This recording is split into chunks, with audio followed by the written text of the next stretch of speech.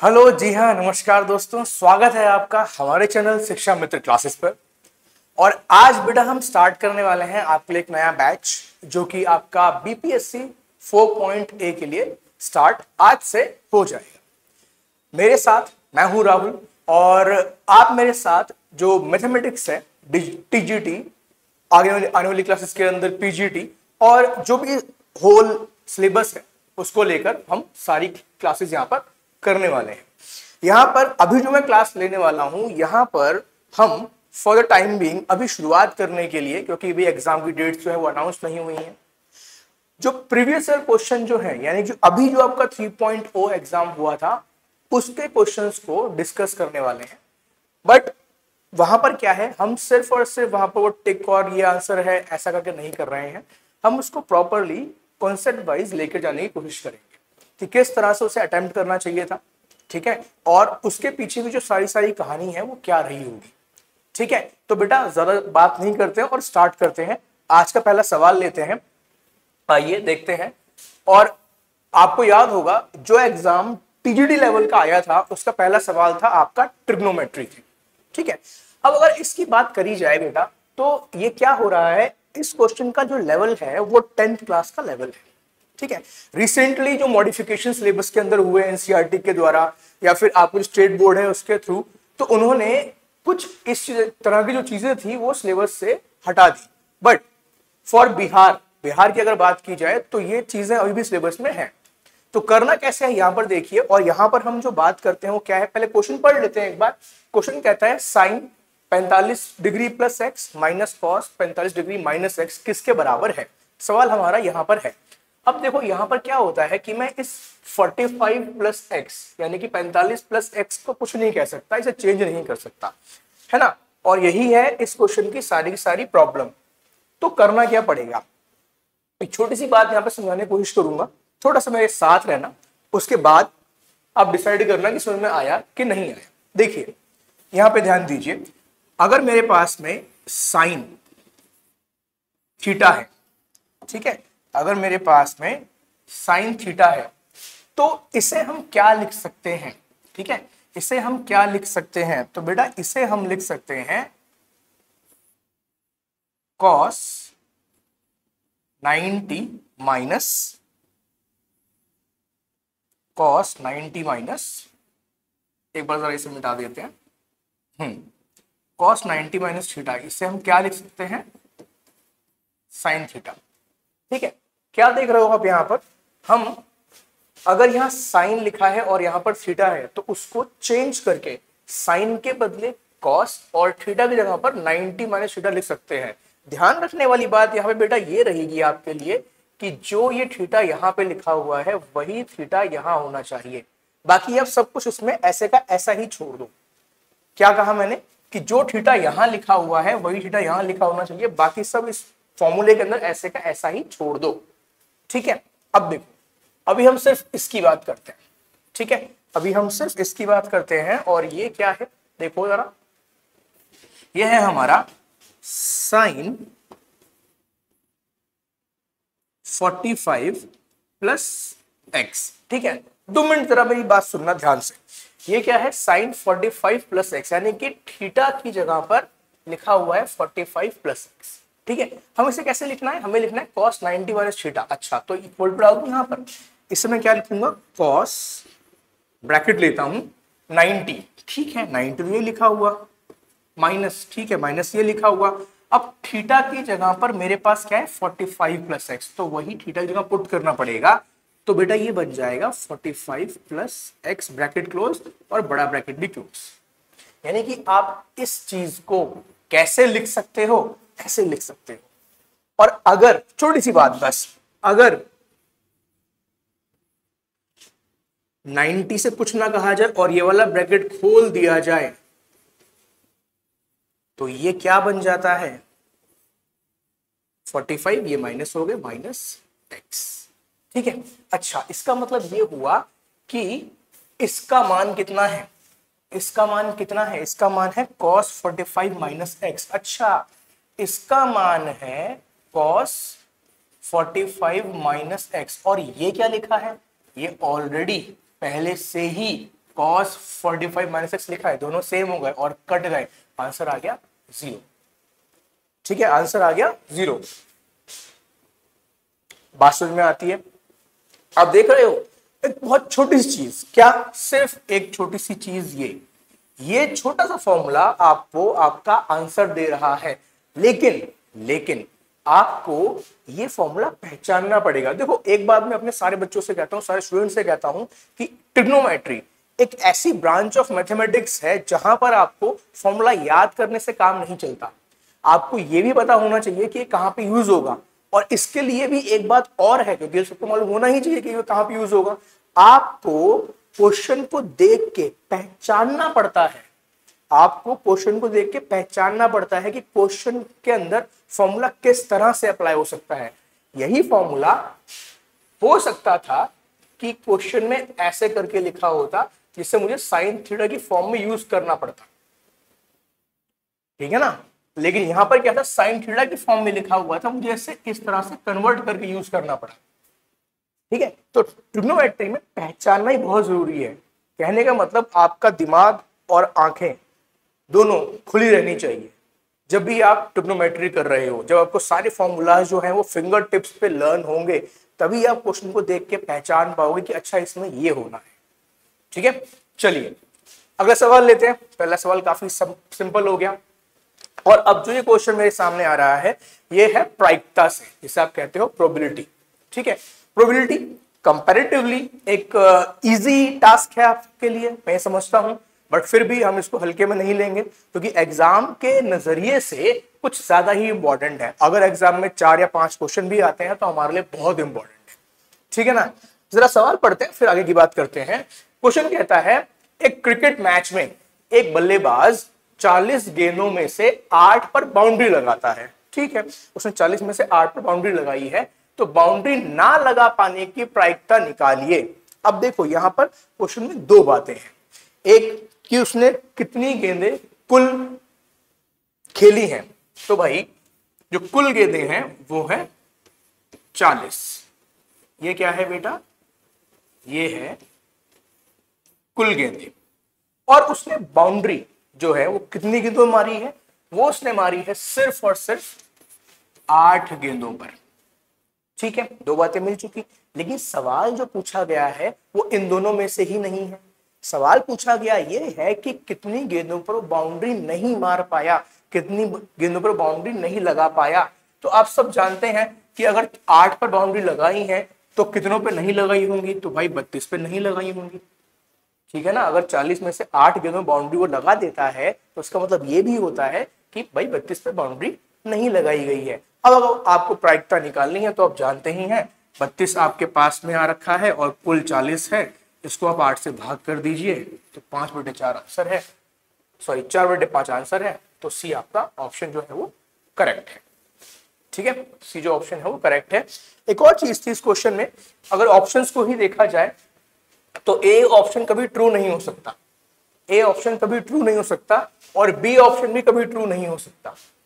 अब ये मैं यहां क्यों बता रहा हूं, सर आपने आंसर टिक कर दिया, अगला सवाल कराइए, आप ये बात क्यों डिस्कस कर रहे हैं। तो बेटा यहां पर ये बात एक कॉन्सेप्ट की बात है कि भाई ये ए और बी जो आपको विकल्प दिए गए हैं ये आंसर क्यों नहीं हो सकते। इसका एक बहुत सिंपल रीजन है, इस बात को आप अगर जानते हैं तो बहुत ज्यादा अच्छी बात है, नहीं है तो आज लिख कर रख लीजिए। जब भी आप किसी भी होने वाले घटना की प्रायिकता निकालते हैं, किसी भी इवेंट की प्रोबेबिलिटी निकालते हैं, तो एक बहुत छोटी सी रेंज है जिसमें इसका आंसर आता है, और वो है 0 से 1। आंसर कभी भी, यानी कि किसी भी घटना, किसी भी एक्सपेरिमेंट, किसी भी चीज की जो प्रोबेबिलिटी होती है, प्रायिकता होती है, वो 0 और 1 को पार नहीं करती। या तो 0 होगी या 0 से बड़ी होगी, या फिर 1 होगी या 1 से कम होगी। 1 से ऊपर नहीं जा सकती, 0 के नीचे नहीं जा सकती। इसका मतलब हुआ जो पहला ऑप्शन था 5 वो 1 से बड़ा है, इसलिए वो हमारा प्रोबेबिलिटी नहीं हो सकता। और 5/4 बेटा होता है 1.25, still it is greater than 1, तो ये भी नहीं हो सकता। इसलिए दो तो ऑप्शन हो ही नहीं सकते थे। ठीक है ना, और अगर क्वेश्चन में आप क्या करते, ये ना शब्द ना पढ़ पाते तो अब डी पर लगाकर आते और फिर भी ये गलत हो जाता। क्योंकि तब आप सिर्फ बाउंड्री लगने की प्रायिकता निकाल रहे होते और तब आप 8/40 करते और 1/5 आंसर आता, आप खुशी खुशी उसको टिक कर देते और आगे बढ़ जाते और क्वेश्चन गलत हो जाता। चलिए अगला सवाल लेते हैं। ठीक है, ऐसा करते हैं, चलो अब आ गया तो ये करेंगे पहले। ठीक है, देखिए क्वेश्चन क्या कहता है। अब सबसे पहले एक बात हमारे सामने आती है, क्वेश्चन जो है वो है सांख्यिकी, स्टैटिस्टिक्स का। ठीक है, तो हमारा स्टैट वाला क्वेश्चन क्या कह रहा है कि 50 अवलोकन है हमारे पास। ठीक है, और दिए गए डेटा के लिए 15.5, 20 जो है वो तोरण से कम और तोरण से अधिक प्रतिच्छेद करते हैं, तो डेटा का माध्यक निकालिए। अब ये क्या कहानी सुना दी इसने, है ना। तो ये तोरण से कम और तोरण से अधिक क्या होता है, पहले जरा इसकी बात कर लेते हैं। तो जरा सी देर के लिए मेरे साथ है ना, अगर ये हमारे पास में ग्राफ है जिसके ऊपर आप बनाएंगे तोरण। ठीक है, तो जो पहला है तोरण से कम, हम इसे इंग्लिश में बोलते हैं लेस देन ओजाइव। ठीक है, less than 10, less than 20, less than 30, less than 40। मैं क्या कह रहा हूं, 10 से कम, 20 से कम, 30 से कम, 40 से कम। तो ये क्या होगा, बढ़ता जाएगा। तो ये कुछ इस तरह से जाता है। ठीक है, और दूसरा है तोरण से अधिक, 10 से अधिक, ठीक है, 20 से अधिक, 30 से अधिक, 40 से अधिक, इस तरह से करके। एक मिनट, छोटी सी चेंज करते हैं इसके अंदर। तो पहले हम बात कर रहे थे किसकी, तोरण से कम। ठीक है ना, यानी कि लेस देन ओजाइव, 10 से कम, 20 से कम, 40 से कम। जो अगर कुछ वैल्यूज हैं, अवलोकन है, 10 से कम में कुछ आएंगी, जब 20 से कम की बात करेंगे तो उससे ज्यादा आएंगी, 30 से कम की बात करेंगे तो उससे भी ज्यादा आएंगी। तो होता क्या है, हम यहां पर क्लास इंटरवल दिखाते हैं और यहां पर हम फ्रीक्वेंसी दिखाते हैं। ठीक है ना, फ्रीक्वेंसी दिखाते हैं। तो जब हम लेस की बात करेंगे तो ग्राफ कुछ ऐसे जाना चाहिए और मोर की बात करेंगे ग्राफ कुछ ऐसे जाना चाहिए। अब क्या हो जाएगा, यहां से ये होगा कि जहां पर आकर ये दोनों मिलते हैं, जहां पर आकर ये दोनों मिलते हैं, वो पॉइंट जो होता है हमारे लिए, उसमें जब हम यहां से डाउनवर्ड आते हैं तो जो ये पॉइंट होगा ये हमारी माध्यिका होगी। ठीक है, और अगर मैं यहां से इधर जा रहा हूं तो ये हमारी फ्रीक्वेंसी होगी इस माध्यिका के लिए। ठीक है, अब क्वेश्चन हमारा कहता है कि जो ये दोनों तोरण है वो इस पॉइंट पर आकर प्रतिच्छेद होते हैं, यानी कि जो हमें ये पॉइंट दिया हुआ है ये 15.5, 20 दिया हुआ है। तो x कितना है हमारा, यहाँ पर x है 15.5, यानी कि माध्यिका क्या हो जाएगी 15.5। ठीक है, जहां भी तोरण से कम और तोरण से अधिक के जो आरेख बनते हैं, जहां पर जो प्रतिच्छेद करेंगे, जहां पर भी हम कहेंगे कि जो इंटरसेक्ट करेंगे, उसी पॉइंट से आपको एक्स एक्सिस पर आना है, बिल्कुल सीधे स्केल रख के एक्स एक्सिस पर आना है। जिस पॉइंट पर आके स्ट्राइक करेगा, जिस पॉइंट पर आके वो कट करेगा, वही पॉइंट आपकी मीडियन या फिर माध्यिका कहलाएगी। ये एक तरीका है माध्यिका निकालने का, ग्राफ के तरीके से, यानी कि आरेख के तरीके से, जहां पर आप ओजाइव ड्रॉ करके, तुरंत ड्रॉ करके यहां पर आंसर निकालते हैं। ठीक है, चलिए अगले सवाल पे आते हैं। हाँ जी, मैं इस सवाल की पहले बात कर रहा था बट कोई बात नहीं, अब इसे ले लेते हैं, क्योंकि ये क्वेश्चन भी किसका है बेटा, ये क्वेश्चन भी आपका है प्रोबेबिलिटी। ठीक है, देखिए क्वेश्चन हमारा प्रोबेबिलिटी का है, कोई प्रॉब्लम नहीं है, सही है, बट क्वेश्चन को देने के जो तरीके हैं वो हल्के हल्के बदलते रहेंगे। आप हर बार एक सिंपल क्वेश्चन जो है वो एक्सपेक्ट नहीं कर सकते, कुछ ना कुछ चेंजेस आएंगे। आप भी जानते हैं कंपटीशन है, अगर सारे क्वेश्चन बहुत ज्यादा इजी रह जाएंगे या इजी रह जाएंगे तो बहुत सारे बच्चों से पास करेंगे, तो फिर जो आगे मेरिट बनती है उसमें प्रॉब्लम होती है। तो क्वेश्चंस का लेवल बाय क्वेश्चन इंक्रीज करेगा। ठीक है, एक क्वेश्चन अगर प्रोबेबिलिटी का इजी आ गया तो दूसरा हल्का सा डिफिकल्ट आना लाजमी है, तो उसके लिए आपको तैयार रहना है। ठीक है, बट स्टिल प्रोबेबिलिटी है। चलिए क्वेश्चन पढ़ते हैं। यदि संख्या x, एक संख्या x है, को 1, 2, 3 में से चुना जाता है और y को 1, 4 और 9 में से चुना जाता है, तो p x गुणा y 9 से कम हो, यानी कि प्रोबेबिलिटी निकालो किसकी, जब x को y से गुणा करा जाए तो 9 से कम जवाब मिले। प्रोबेबिलिटी किसकी निकालनी है, जब x को, x कौन है, इन तीन में से कोई भी एक, ठीक है, y से गुणा करा जाए, y कौन है, इन तीन में से कोई भी एक, जब उनको गुणा करा जाए तो जो गुणनफल आए वो 9 से कम हो, इसकी प्रायिकता क्या है। ठीक है, तो क्वेश्चन को प्रॉपर्ली करते हैं, छोटा सा काम इधर कर लेते हैं। देखिए यहां मेरे पास x लिखे हुए हैं और यहां मेरे पास y लिखे हुए हैं, ठीक है, x है 1 2 एंड 3 और y को मैं इधर लिख लेता हूं 1 4 और 7, ठीक है, यहां तक की बात है ना, सही है ना। तो अब हम यहां पे देखिए, जब 1 से मल्टीप्लाई हुआ तो आंसर आया 1, जब 1 2 से मल्टीप्लाई हुआ आंसर आया 2, जब 1 3 से मल्टीप्लाई हुआ आंसर आया 3, ठीक है। अब बारी आती है 4 से मल्टीप्लाई की, है ना, तो 4 1 से मल्टीप्लाई हुआ आंसर आया 4, 4 2 से हुआ आंसर आया 8, 4 3 से हुआ आंसर आया 12। अब 9 की बारी आती है, तो 9 1 9 2 18 एंड 3 27। तो सबसे पहली बात तो आपने यहाँ पे ये देखी कि टोटल कितने हैं आउटकम मेरे पास, सिर्फ 9, कितने, 1 2 3 4 5 6 7 8 9 आउटकम है।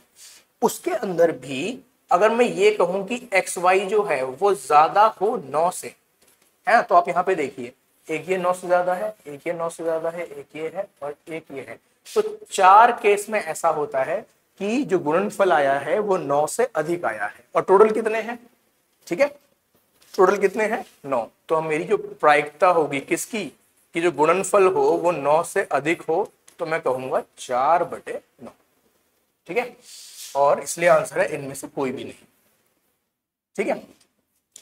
अच्छा सॉरी, एक छोटी सी गलती हो गई मुझसे, यहाँ पर मुझे अधिक नहीं निकालना था, मुझे यहाँ पे निकालना था लेस। चलिए कोई बात नहीं, एक साथ 2 क्वेश्चन हो गए, अधिक वाला तो हो ही गया है, तो लेस वाला निकालते हैं। तो लेस की बात कीजिए, बाकी लेस है, तो कितने हैं, 5 है, तो आंसर हो गया 5/9। क्या ये वहां पे लिखा हुआ है, नहीं, ये भी यहाँ नहीं लिखा हुआ, तो आंसर अभी भी आपका इनमें से कोई नहीं ही है, ठीक है। चलिए बढ़ते हैं आगे, फिर बात समझ में आ गई होगी। चलिए अगला सवाल उठाते हैं, ठीक है। तो द्विघात समीकरण की बात हो रही है, बहुपद की बात हो रही है, समीकरण तो खैर अभी नहीं आए यहाँ पर, ठीक है। तो अब द्विघात बहुपद, है ना, द्विघात बहुपद, थोड़ी सी बातें कर लेते हैं इसके बारे में, फिर क्वेश्चन करते हैं। एक द्विघात बहुपद जो होता है वो कैसा होता है बेटा, आप सबको पता होना चाहिए। एक द्विघात बहुपद कुछ इस तरह का होता है, ax² + bx + c, और इसके 2 शून्यक होते हैं जिसको आप जीरोस कहते हैं, एक को हम अल्फा कहते हैं और एक को बीटा कहते हैं, ठीक है। और यहाँ पे जो बात आ रही है वो शून्यक की ही आ रही है। क्वेश्चन कहता है कि यदि इस बहुपद का एक शून्यक 2 है, इस बहुपद का एक शून्यक 2 है, तो k का मान ज्ञात कीजिए, ठीक है। मैं जानता हूं क्वेश्चन बहुत सिंपल है, बहुत इजी है, बट उससे पहले मेरा एक सवाल है, ठीक है, कि शून्यक होता क्या है, ठीक है, शून्यक होता क्या है। अगर आपको ये बात क्लियर है तो आप इस क्वेश्चन को बहुत अच्छे समझ भी सकते हैं और कर भी सकते हैं, और क्योंकि यहां सारी कहानी शून्यकों की ही आती है, तो इस बात का क्लियर होना बहुत ज्यादा जरूरी है। आपको मालूम होना चाहिए कि एक्चुअली में शून्यक है क्या, ठीक है। तो देखो, मैं छोटी सी बात पूछ रहा हूं आपसे, जरा ध्यान देना और उस सवाल का जवाब देना। अभी मैं यहां पर एक द्विघात बहुपद नहीं लिख रहा हूं, कुछ समझाने की कोशिश कर रहा हूं, 2 मिनट मेरे साथ रहिए। मान लीजिए मैंने लिखा कि x + 2 है, ये भी एक बहुपद ही कहलाएगा, ठीक है ना। अच्छा, तो अब मुझे ये बताइए कि इसके अंदर x की जगह पर मैं क्या लिख दूं कि इसकी वैल्यू 0 बन जाए। x + 2 में मैं x की जगह पर क्या लिख दूं कि इसकी वैल्यू 0 बन जाए। किसकी वैल्यू, x + 2 की वैल्यू। तो आप बहुत सिंपली आंसर कर दो कि सर x को -2 पुट कर दो। अगर मैं -2 यहां पुट कर दूंगा तो अपने आप ही 0 बन जाएगा, ठीक है। यानी क्या हुआ, जो अपने x की वैल्यू को -2 पुट किया तो इसका जो उत्तर है वो 0 आ गया। इसलिए हम कहेंगे कि x = -2 इसका शून्यक है। अब इससे क्या समझे, इसका मतलब हुआ शून्यक x का वह मान्य है, शून्यक x का वह मान है जिसके लिए बहुपद का उत्तर 0 आएगा। फिर सुनो, शून्यक x का वह मान है जिसके लिए बहुपद जो है 0 आंसर देगा, बहुपद का शेषफल 0 आएगा। ठीक है, अच्छा, तो अगर इसी बात को दिमाग में रखा जाए और क्वेश्चन को देखा जाए तो क्वेश्चन कहता है 2 इसका शून्यक है, यानी कि जब मैं x square plus 3x plus k में x की जगह पर क्या रख दूं, इसके शून्यक को रख दूं,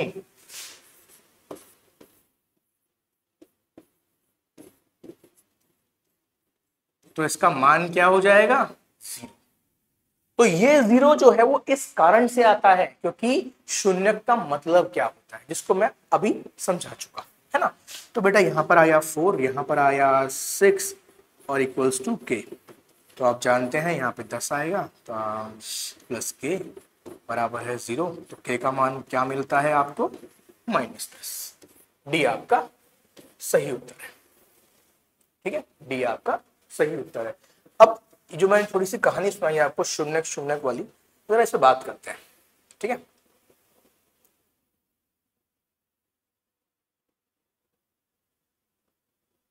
हाँ जी, ये है वो सवाल जहां पर शून्यक की बात को, शून्यक का जो हमारा कॉन्सेप्ट है उसको थोड़ा सा और आगे लेकर जाएंगे।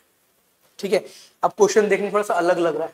क्वेश्चन कहता है कि y equal to F X का graph, y equal to F X का ग्राफ, जो कि जहां पर कि एफ एक्स क्या है, एक द्विघातीय बहुपद है। अभी क्या था, द्विघातीय बहुपद है। अक्ष पर, एक मिनट यहां पर ना आप x लगा, ठीक है, ऑन x एक्सिस। ठीक है, बहुपद x अक्ष पर एक इस बिंदु पर और एक इस बिंदु पर मिलता है। ठीक है, तो बताइए fx क्या है इन चारों में से, या फिर इनमें से कोई भी नहीं। अब ये क्या सवाल आ गया, है ना। तो क्वेश्चन क्या कह रहा है कि अगर मैं द्विघातीय समीकरण का ग्राफ बनाऊं तो वो x अक्ष को इन दो बिंदुओं पे काटता है। तो जरा यहां देखिए, 1 2 3, -1 -2 -3। ठीक है, जो इसका ग्राफ बन रहा है वो एक तो -2 पर काट रहा है, एक -3 पे काट रहा है, यानी कि कुछ ऐसा बन रहा है। ठीक है, यानी कुछ ऐसा बन रहा है, क्योंकि द्विघात समीकरण के जो ग्राफ होते हैं वो ऐसे ही होते हैं, पैराबोलिक होते हैं। ठीक है, ऊपर या नीचे। ठीक है, उल्टा भी हो सकता है, अभी हम इसको बाद में बात करेंगे। ठीक है, अच्छा, तो इसका मतलब क्या हुआ कि ये वैल्यू किसकी है, यहां पर x कितना है, -3, और यहां पर x कितना है, -2। ठीक है, यानी कि आपको जो ये द्विघात बहुपद निकालना था उसके x का मान दे दिया गया है ना। x का वो मान जहां पर y क्या है, देखो a बिंदु की बात की जाए तो -2, 0, b बिंदु की बात की जाए -3, 0, यानी कि बहुत ध्यान से सुनना, यानी कि x का वो मान जिसके लिए y 0 है, x का वो मान जिसके लिए y 0 है, और y कौन है, y हमारा fx है, बहुपद है ना, जिसके लिए हमारा बहुपद 0 देगा, जिसके लिए बहुपद हमारा 0 देगा। 0 कब देता है, जब उसमें आप क्या पुट कर देते हो, शून्यक पुट कर देते हो। तो शून्यक कौन, ये शून्यक है, और ये भी शून्यक है, क्योंकि ये पुट करने पर आपका जो fx का मान आ रहा है, यानी बहुपद का मान आ रहा है, वो 0 आ रहा है। अच्छा, तो सर इसका मतलब ये हुआ कि हमें दो शून्यक दिए हुए हैं, एक -2 और एक -3। जी, आपको दो शून्यक दिए हुए हैं, और जब आपको शून्यक दिए होते हैं तो आप बहुपद बनाते कैसे हैं, तो इसके लिए एक छोटा सा formula, x² minus alpha plus beta x into alpha beta. बात समझ में आ रही है, तो देखिए यहां पुट करते हैं, x² -2 -3 x और -2 -3 आपने मल्टीप्लाई करें हैं, तो x square minus minus plus 5x, ठीक है, और यहाँ भी माइनस माइनस प्लस, बट यहाँ पे क्या आ जाएगा 6 आ जाएगा। बात समझ में आती है? क्लियर है? तो हमने शून्य की जो कहानी शुरू करी थी पिछले क्वेश्चन से, उसको हम यहां तक लेकर आए और हमारे दोनों क्वेश्चन बड़ी आसानी से बन गए विद कॉन्सेप्ट, ठीक है। तो अपना आंसर है सी, ठीक है ना भाई। चले फिर आगे।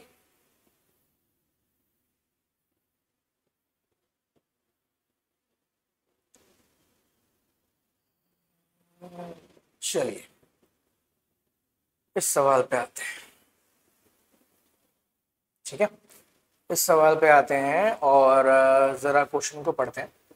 क्वेश्चन कहता है कि एबीसी त्रिभुज पर, जहां में इसमें सी जो है वो समकोण है, तो एबीसी एक त्रिभुज है। चलिए बनाते हैं।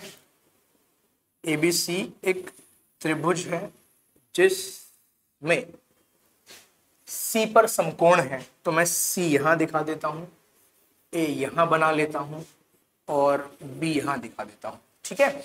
और क्योंकि सी पे समकोण है तो मुझे यहां पर कुछ ऐसा बताना पड़ेगा।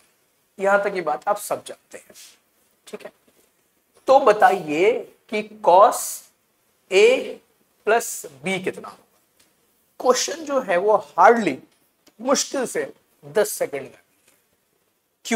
क्यों नहीं है 10 सेकंड का? देखो बेटा, अगर ये 90 है तो a और b को जोड़ के भी 90 ही आना चाहिए, तभी तो सबका जोड़ जो है वो 180 हो पाएगा। और अगर a प्लस बी 90 है तो अगर मैं इसको यहीं लिख दूं बेटा कि cos a प्लस बी के बदले 90 आएगा, तो cos 90 कितना होता है सब जानते हो आप, है ना, होशियार हो। cos 90 कितना होता है? cos 90 0 होता है, ठीक है। बहुत सिंपल क्वेश्चन था। मैंने कहा आपसे कि क्वेश्चन इजी आएंगे बट लेवल भी इंक्रीज होगा, जैसे कि हमने पहले ही क्वेश्चन किया, ठीक है। थोड़ा सा टेढ़ा था बट इसको देख लो, बहुत ज्यादा सिंपल क्वेश्चन था। बहुत छोटी सी बातें ध्यान रखनी है। ये कॉन्सेप्ट तो बहुत ज्यादा छोटी क्लास का हो गया ना, आप ये बात 6th 8th में पढ़ लेते हो, ठीक है। और रही बात cos 90 की, ये आपके 10वीं की जो बेसिक आइडियाज हैं उसके अंदर मिल जाता है कि cos 90 कितना होता है, sin 90 कितना होता है, cos 0 कितना होता है, sin 0 कितना होता है, ठीक है ना। चलिए हम आगे बढ़ते हैं, अगला सवाल लेते हैं, ठीक है तो ये क्वेश्चन त्रिकोणमिति से ही, ठीक है ना। तो क्या है जरा देखते हैं। और अच्छा, ऐसे क्वेश्चन में देखो जो सबसे जरूरी बात होती है, अभी मैं कुछ पेपर देख भी रहा था तो उसमें क्या था, बच्चे जो है वो डायग्राम गलत बना देते हैं, कभी कभी जल्दीबाजी में और कभी कभी क्वेश्चन को सही से ना पढ़ के, ठीक है ना।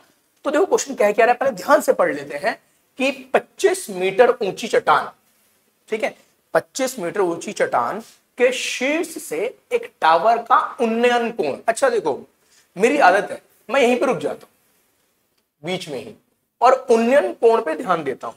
अब ये उन्नयन कोण क्या है? जब आप नीचे से ऊपर की तरफ देखते हो, है ना, नीचे से ऊपर की तरफ देखते हो। अब उन्नयन कोण किसका है? उन्नयन कोण है टावर का, यानी कि आप टावर को देखने के लिए ऊपर देख रहे हो। तो टावर जो है वो जहां आप खड़े हो, जहां से उसको आप ऑब्जर्व कर रहे हो, उससे ऊंची है। बात सही है? कहने का मतलब अगर टावर यहां है तो आप यहां खड़े हो, अगर टावर ये है तो आप यहां खड़े हो, क्योंकि आपको ऊपर देखना पड़ रहा है, आपको उन्नयन कोण बनाना पड़ रहा है, ठीक है। और आप खड़े कहां हो? 25 मीटर ऊपर, 25 मीटर ऊपर एक चट्टान के ऊपर, ठीक है। और उसने कहा उन्नयन कोण। देखो अभी सिर्फ एक सेंटेंस पढ़ा है, ठीक है, ध्यान देना, सिर्फ एक सेंटेंस पढ़ा है और इतनी बातें समझ में आ सकती हैं कि 25 मीटर ऊंची एक चट्टान पर अगर आप हैं और वहां से उन्नयन कोण बन रहा है तो आप ऊपर दिखेंगे। कहने का मतलब जिसको आप देख रहे हो वो 25 मीटर से भी ऊंचा है, पहली बात। दूसरी बात, जब भी कोई उन्नयन या फिर अवनमन कोण बनता है, आप बोलते हैं एंगल ऑफ एलिवेशन और एंगल ऑफ याद नहीं आ रहा, डेप्रिसिएशन, जो नहीं कुछ और है, बाद में बात करते हैं, ठीक है। अच्छा तो हाँ, डिप्रेशन। तो अब जो उन्नयन कोण बन रहा है, जब भी कोई उन्नयन कोण या फिर अवनमन कोण बनता है वो हमेशा बनता है किसके साथ? हॉरिजॉन्टल के साथ। हॉरिजॉन्टल क्या है भाई? देखो आप यहां से देख रहे हो तो यहां से जमीन के समानांतर बनने वाली एक रेखा, ठीक है। जहां से आप उसको देख रहे हो, ऑब्जर्व कर रहे हो, वहीं से आईज की लेवल पे यहां से देख रहे हो, तो यहीं से जमीन के समानांतर बनने वाली रेखा जो होती है वो कहलाती है हॉरिजॉन्टल। और जो कोण बनता है वो हॉरिजॉन्टल, मैं कलर चेंज कर दे रहा हूं, वो हॉरिजॉन्टल। और जो आपकी लाइन ऑफ साइट है, यानी कि जिस रेखा के साथ आप देख रहे हो, फिर से सुनो, जो कोण बनता है वो हॉरिजॉन्टल और जिस रेखा के साथ आप देख रहे हो उसके बीच में बनता है। ठीक है, जो कोण होता है वो हमेशा हॉरिजॉन्टल और लाइन ऑफ साइट के बीच में बनता है। देखो एक चीज दिखाता हूं, मान लो कि आप, एक पर्सन है, वो यहां किसी बिल्डिंग के ऊपर खड़ा हुआ है। ठीक है, बिल्डिंग के ऊपर खड़ा हुआ है और यहां पर जमीन पे कुछ है, तो ये इसको ऐसे करके दिखेगा। ठीक है, ये इसको ऐसे करके दिखेगा, तो ये है हमारी लाइन ऑफ साइट। ठीक है, ये क्या है, ये है लाइन ऑफ साइट, यानी कि आप इस रेखा के द्वारा ही देख रहे हो, आप इस तरह से। ठीक है, तो यहीं पर बनेगा आपका हॉरिजॉन्टल। क्या बनेगा,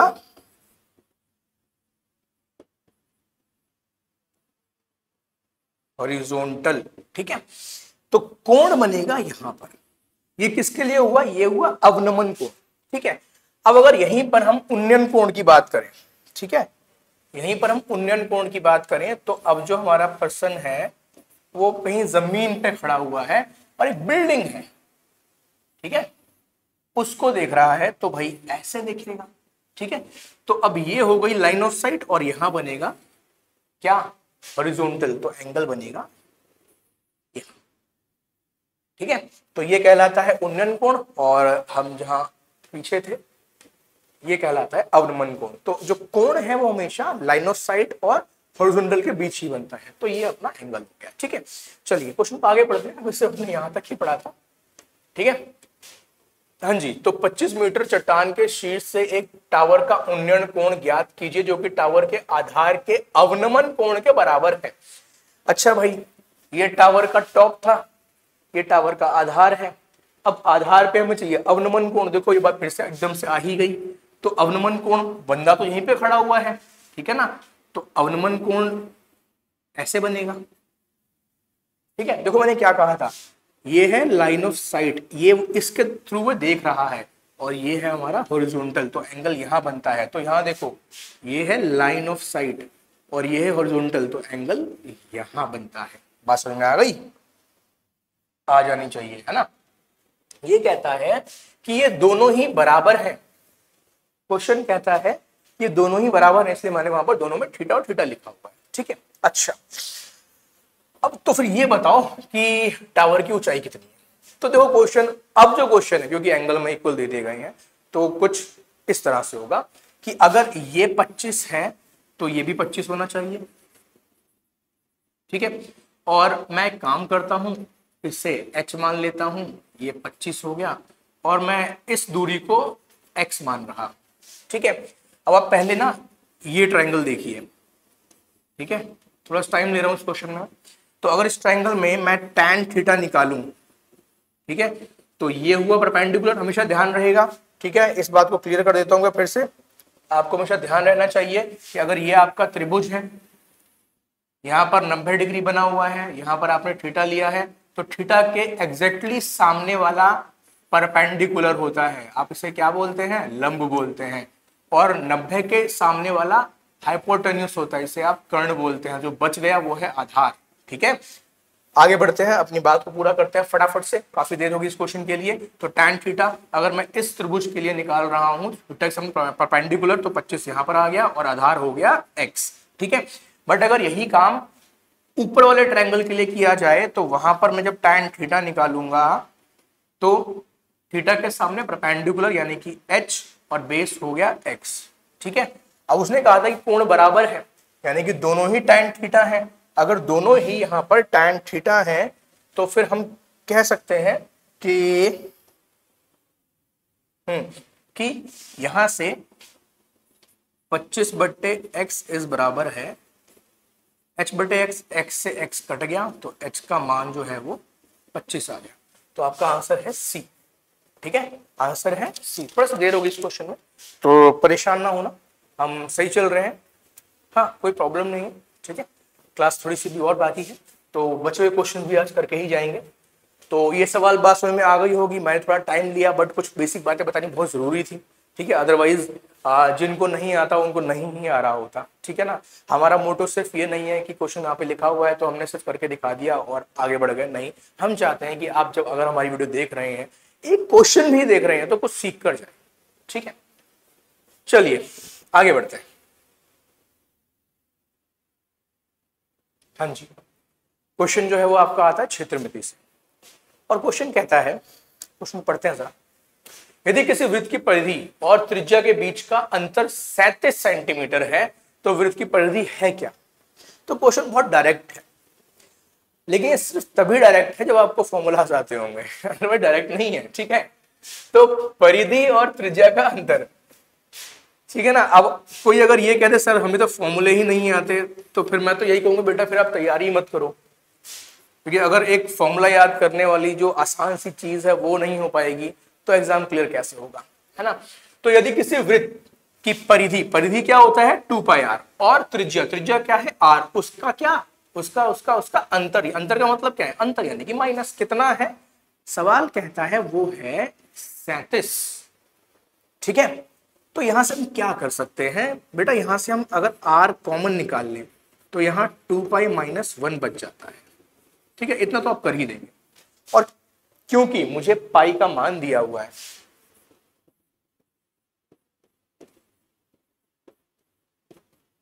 तो मैं कुछ ऐसा लिख सकता हूं।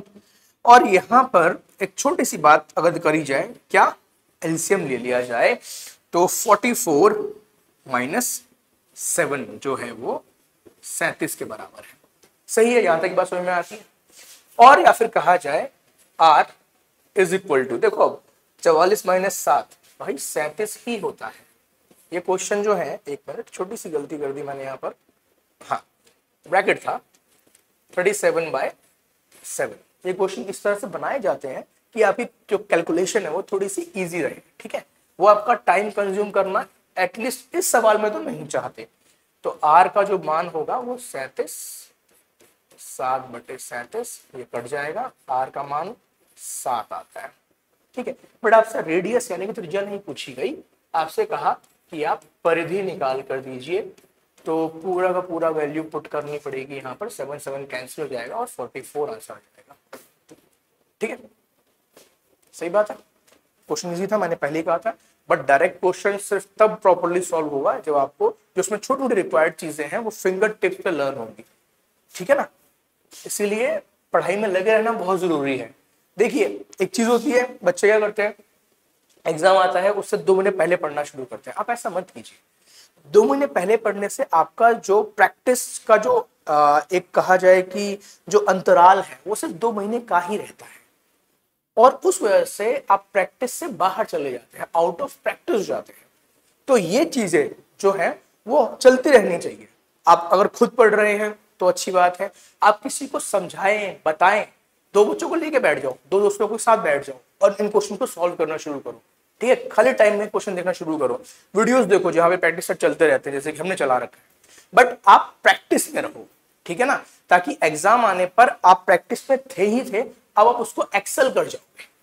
ठीक है ना, आप उसको और बेटर तरीके से सॉल्व कर जाओगे, और यही जब जो चीज हो जाएगी ये एक्सेल करने की, तो जॉब आपको पक्का मिल जाएगी, वो फिर कहीं नहीं जाती। ठीक है ना, क्योंकि एक मेजॉरिटी ऑफ जो स्टूडेंट है वो ये नहीं कर रहा होता है, तो अपने ही आप क्या होते हो, उन बच्चों से ऊपर पर चले जाते हो, मैरिट में आगे बढ़ जाते हो। ठीक है ना, चलिए अगला सवाल लेते हैं। एक टैंक है, ठीक है, फिर से क्वेश्चन जो है वो आपका मेंसुरेशन क्षेत्रमिति से ही आ रखा है, लेकिन यहाँ पे हम आयतन की बात करने वाले हैं। ठीक है, क्षेत्र की बात करने वाले हैं। देखते हैं क्वेश्चन क्या है।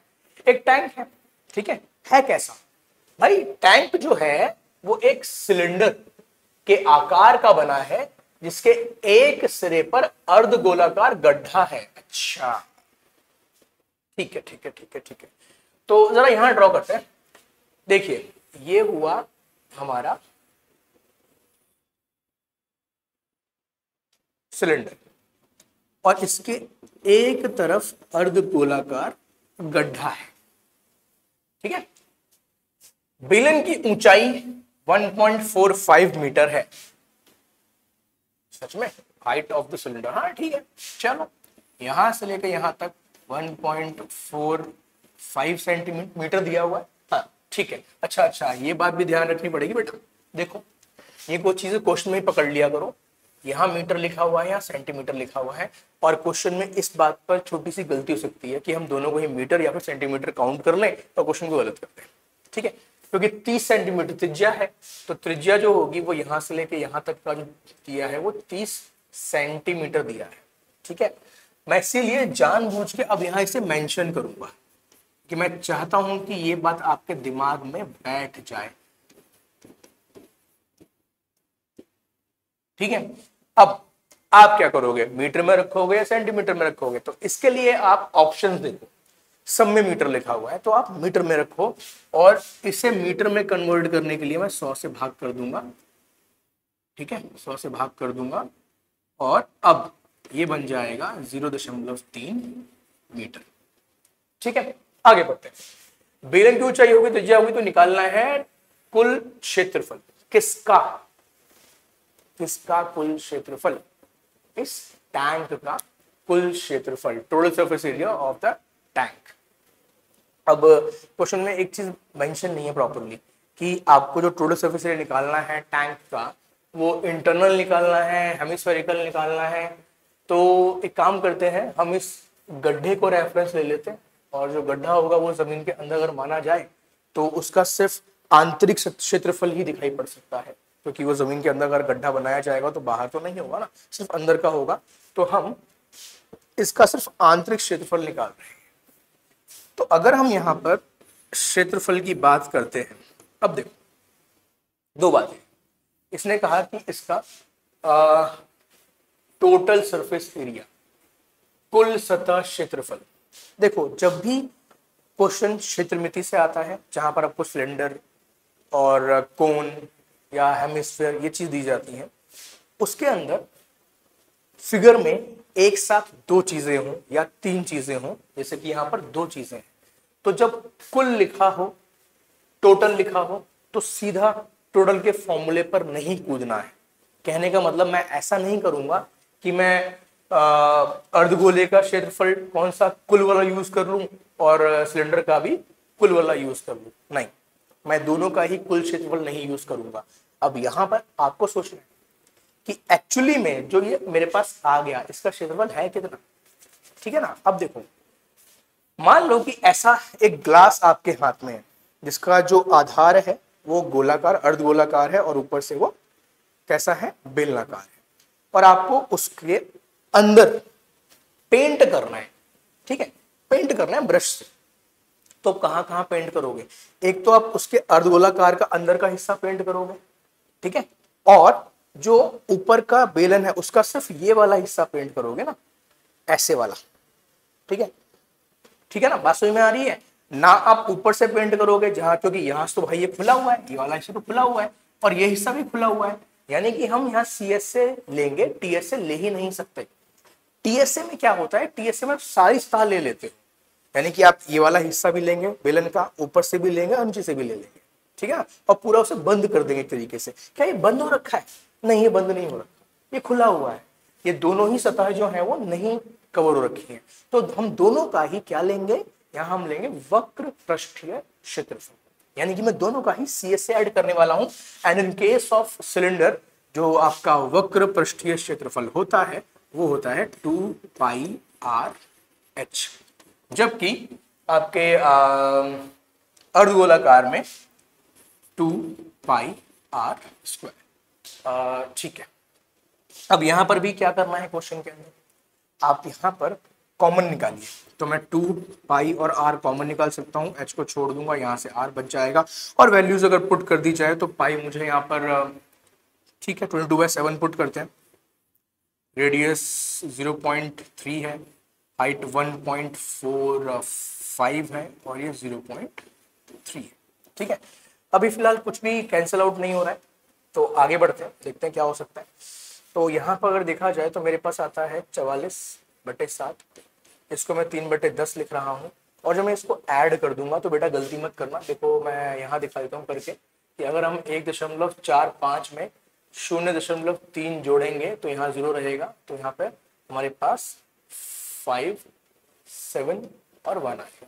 ठीक है, तो ये कितना हो गया 175/100। ठीक है, अब अगर देखा जाए तो 7 से ये कट सकता है। ठीक है, 7 दूनी 14 और आपने 3 से 35 हो गया, तो ये कट गया 5 बार। ठीक है, अब मैं ये कहूंगा कि बेटा और कुछ जो है अगर काटना है तो एक काम करते हैं कि 25 से इसे 4 बार काट देते हैं और 4 से इसे 11 बार काट देते हैं, तो बचता है सिर्फ 3 और 11। तो आंसर जो है वो 33 होना चाहिए, और बटे में एक 10 लगा हुआ है, तो आंसर हो जाएगा 3.3। ठीक है, बात समझे आप? ठीक है, बात समझे आप कि किस तरह से हमने क्वेश्चन को डील कर लिया कि क्वेश्चन में ये स्पेसिफाइड नहीं था कि हमें निकालना है क्या है, टीएसए निकालना है, सीएसए निकालना है। तो ये आपको डिसाइड करना पड़ेगा और सोचना पड़ेगा कि अगर इस तरह की एक वस्तु मेरे हाथ में है और मुझे उसको सिर्फ इंटरनली ही पेंट करना है, तो मैं कहाँ कहाँ पेंट करूंगा, तो जवाब अपने आप निकल के आएगा। ठीक है ना, कि आपको टीएसए लेना है या सीएसए लेना है, गिवन कि आपको पता होना चाहिए कि पृष्ठीय क्षेत्रफल क्या होता है, वक्र पृष्ठीय क्षेत्रफल क्या होता है और कुल क्षेत्रफल क्या होता है। ठीक है, चलिए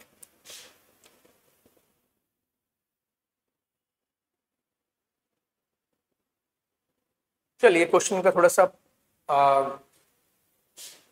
टॉपिक चेंज करते हैं। ठीक है, बहुत देर हो गई, ये हमने 2 क्वेश्चन लगातार कर लिए क्षेत्रमिति के, तो आगे बढ़ते हैं। अब ये जो क्वेश्चन है आपका, ये एक तरह से नंबर सिस्टम से आया हुआ है ना। क्वेश्चन कहता है कि n+1 का होल स्क्वायर -1 अगर 8 से विभाज्य है तो n क्या हो सकता है। देखो अब यहां पर ऑप्शन है, आप पुट कर करके देख सकते हो। ठीक है, आप पुट करके देख सकते हो। ये हुआ हिट एंड ट्रायल, एग्जाम में आप ऐसा करो कोई दिक्कत नहीं, बट अगर आप एग्जाम नहीं दे रहे हो तो बात को समझो, क्योंकि ऐसा सिर्फ अब एक क्वेश्चन नहीं, आपके सामने कई सारे क्वेश्चन आ सकते हैं। ठीक है, चलिए देखिए यहाँ पर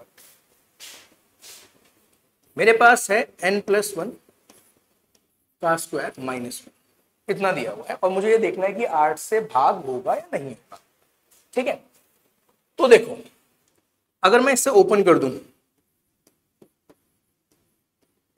तो कुछ ये आएगा और ये -1 यहाँ लिखा रहेगा, 1 से 1 कट जाता है तो बचता है सिर्फ n² + 2n, ये और ये कैंसिल हो गया, और n कॉमन निकाल लो तो n+2। मुझे सिर्फ इस पे कमेंट करना है। ठीक है, मुझे सिर्फ इस पे कमेंट करना है और किसी पे कमेंट नहीं करना, और भाग करना है 8 से, यानी कि मैं n+2 को 8 से भाग करूंगा।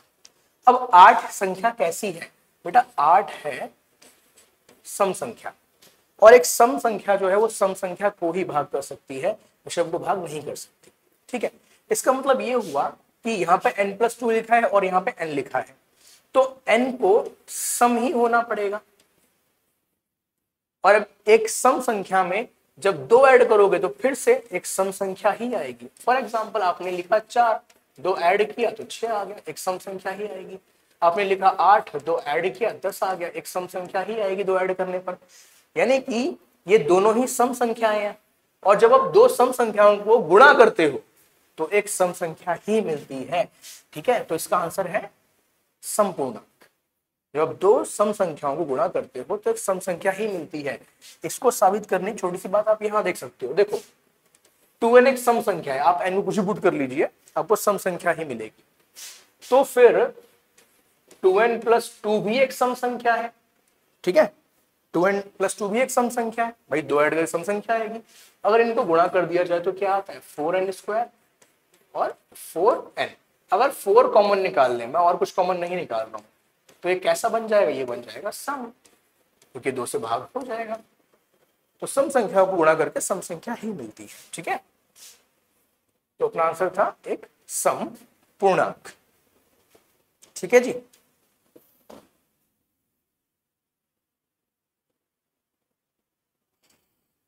तो ऐसा करते हैं, आज की क्लास को यहीं पे खत्म करते हैं। ठीक है, और नेक्स्ट क्लास में मिलते हैं और देखेंगे कि अब हम ऐसे और कैसे क्वेश्चंस करने वाले हैं। ठीक है, अगर आपको क्लास इंटरेस्टिंग लगी है, कुछ भी नया सीखने को मिला है तो वीडियो को लाइक जरूर कीजिएगा, चैनल को सब्सक्राइब कीजिए और शेयर कीजिए। ये हमारे लिए एक बहुत ही मोटिवेशन का काम करती है। तो शुक्रिया, आज की क्लास यहीं खत्म करते हैं। नमस्कार।